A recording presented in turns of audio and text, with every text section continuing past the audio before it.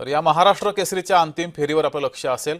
वळूया इतर बातम्यांकडे। भोंदू अशोक खरात नाशिक पोलिसांच्या ताब्यात त्याला घेतलेला आहे। नाशिक पोलिसांनी एसआयटी कडून नाशिक पोलिसांनी चौकशीसाठी खरातला ताब्यात घेतलेला आहे। एसआयटीने आधी खरात याची चौकशी केलेली आहे आणि आता नाशिक पोलिसांनी त्याला ताब्यात घेतलं आहे। अधिक माहिती घेऊया, आपले प्रतिनिधी किरण गोटूर आपल्या सोबत जोडलेले आहेत। किरण, जगदीश, खरं तर अशोक खरातला काही दिवसांपूर्वी एका महिलेच्या अत्याचार प्रकरणी नाशिक पोलिसांनी अटक केलेली होती आणि या सगळ्या प्रकरणाची व्याप्ती अधिक असल्याने राज्य सरकारकडून एसआयटीची स्थापना करण्यात आलेली होती।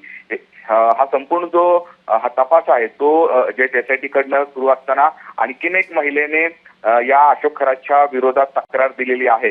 ही महिला गरोदर असताना या अशोक खरातने अत्याचार केलेत अशा पद्धतीचा आरोप आहे आणि अशा पद्धतीचा सरकार गुन्हा जो आहे तो सरकारवाडा पोलीस ठाण्यामध्ये हे दाखल करण्यात आलेला आहे आणि त्याच गुन्ह्याचा तपास करण्यासाठी आता जे एसआयटी कडून आणखीन एकदा नाशिक पोलिसांनी या जे अशोक खरातचा ताबा घेतलेला आहे आणि या सगळ्या प्रकरणी नेमकं काय काय झालेलं आहे खरं तर या संदर्भात आता नाशिक पोलीस अधिक तपास करताना आपल्याला बघायला मिळतात।